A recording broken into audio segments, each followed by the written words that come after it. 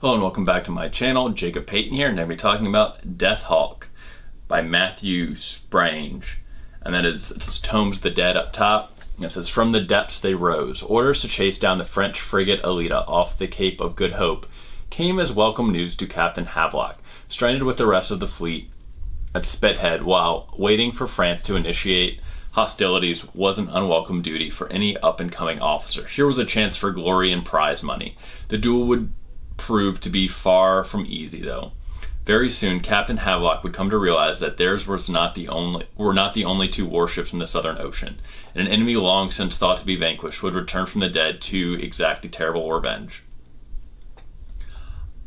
I like this book. I will say that. Now, that being said, I have a few issues with this book. Nothing major, nothing that I think made the book like, I'm not going to read this. I did obviously finish the book. It was not DNF'd.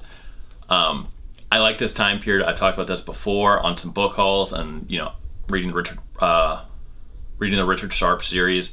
I like the Napoleonic Wars. I don't know why, but I do very much enjoy that whole era. And this takes place in this, right? This is the English Navy against the French Navy, and this French frigate is sent to hunt down this English frigate is sent to hunt down this French one. We get told very early on that there's rumors that the French are using undead soldiers and that this is playing out in the Peninsula War. So I got very excited about that. I was very excited. I wanted to know how this was happening. Were they using magic? Was this the start of something else, essentially? And this is my issue with the book, because one of the twists that comes very early, and this is a minor spoiler, so if you are reading this book and you don't want the spoiler, then I would pause this video now and come back to it once you finish the book. Now, if you're still here, I'm going to go ahead and give you the spoiler. The undead captain that our protagonist, Captain Havelock, ends up facing off against is one that his great-great-grandfather, actually, not great-great-grandfather, I'm sorry, I think it's like his grandfather or his father or something. Sorry about that. I added too many great-greats and got carried away with myself. Anyway, someone in his line, I think it was actually his father, sank. And they did that in what was seen as kind of like an ungentlemanly way. The ship had passengers on it, and they opened fire and they sunk it. And now this undead captain and his crew have come back from the dead because Havelock is in the right spot, and they've come to hunt him, essentially, right? They want the duel that was promised to them, and they're essentially like, they're just going to keep coming. They're undead, whatever. But they can die. They can be blown to bits and stuff like that. This is where my issue comes in. At the beginning of the book, we're told the French, there's rumors among the army and among the English Navy that the French are using undead soldiers in the Peninsula War. And that other ships have encountered, these ships of undead and stuff like that. And this is kind of like traded off as idle gossip, but there are officers who are made nervous by the talk. So it seems like this isn't the only ship, and that if, there had to be other ships out there, because this ship just came back for Havelock.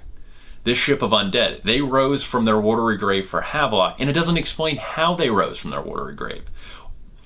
And so I guess I was kind of hoping there was going to be like French necromancers or something. This is a time of colonization, so maybe they found something in some other country that, I know during the Napoleonic era, they were in Egypt. You know what I mean? Like, I was just waiting for something, some artifact or anything where it was like, and this is what's bringing the dead back, and this is how the French were doing it, and that would have immediately sucked me in, because I love stuff like that. It just didn't happen, right? It went from what I thought was going to be this almost like Napoleonic undead warfare, I should say, to what was essentially just a revenge story. And I don't hate that. It was still very good if you like I love revenge stories. I love ghost stories. I like stories about the undead. I love stories set in this time period. So this book was still good for me. I very much enjoyed, watching Havelock's command of his crew start to slip, right? Because these are hardened sailors. These are people that have seen battle. Even the ones that are green, once they've fought the French a couple times on their way to their final destination, they're ready to face men, but facing the undead is something else completely. And it was kind of interesting watching those dynamics take place. There is a lot of head hopping. We follow people all over the ship. I did really enjoy it. And even when, it did become more of a revenge story, I was still on board with that. The enemy captain and finding out the backstory between him and the Havelock family was very interesting. So was the way he kind of commanded his crew and the things he was willing to do. I liked it, right? It was what I wanted in a zombie sea story. I thought it was really interesting. It wasn't what I was kind of worried it was going to be, which was like a Pirates of the Caribbean knockoff. I'm glad it wasn't that. This was gory. This was violent. It was interesting. I was just upset because we were kind of teased in the first couple chapters that there was like this big undead army, and there was like this, French conspiracy that was somehow bringing them back and throwing them, at the armies and, trying to push French out of the Iberian Peninsula. And we just don't see that. And that was a little, like I said, that's my only gripe. As someone who's really into the Napoleonic era and likes to read about the Napoleonic warfare and especially the Peninsula Wars, I would have ate that up, and I got really excited for that, and that was my only real letdown with the book. Really was that. I will say that I thought it was really well done, the way the author, once they engage with this undead crew, and even though they're kind of bound or seemingly bound to this section of water where they sank, I feel like the author did a really good job in making it, giving us believable reasons for why Havelock was not able to just escape, essentially. Right, there had to be, we know obviously the whole book they've got to face this Death Hawk, because that is one of my gripes, and it's one of the reasons I don't like to read a lot of zombie stories. And honestly, if this wasn't the Napoleonic era, I probably wouldn't have picked it up. I'm not a big zombie fan, and the only reason it is because I feel like in a lot of zombie stories, we aren't given believable reasons for why the protagonists have to stay wherever they are and wait for this zombie horde to overrun them. And it's usually like very thinly veiled plot devices, and I'm like, all right. It's kind of like just one of those things where you're like, well, maybe that makes sense. Whereas in this, I felt like everything, the flow of the story, it all made sense. There wasn't anything where I was like, oh, this was just done for plot's sake. Like, it made sense. It wasn't, I don't know how else to phrase it, but yeah, it wasn't just done for plot's sake. It was interesting, and it made sense why they weren't able to escape immediately, and why they kind of had to stay and keep facing this undead horde. So yeah, I enjoyed this book. I think if you like zombies, if you like the Napoleonic era, it's worth checking out. I will say, if you're looking for, we're never really given, it's another spoiler, we're never really given a reason on how the undead came back. And what I mean by that is we're not really told if they were raised or, we weren't really told what was behind them being able to come back. And we also don't really hear about the other undead stories, right? Like, it's never really explained whether or not what the other soldiers were seeing in the Iberian Peninsula, because obviously they weren't seeing this ship. They couldn't have been seeing this ship. This ship was in a completely different spot, and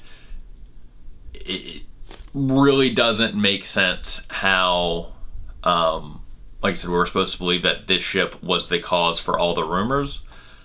But, you know, that is once again my only gripe.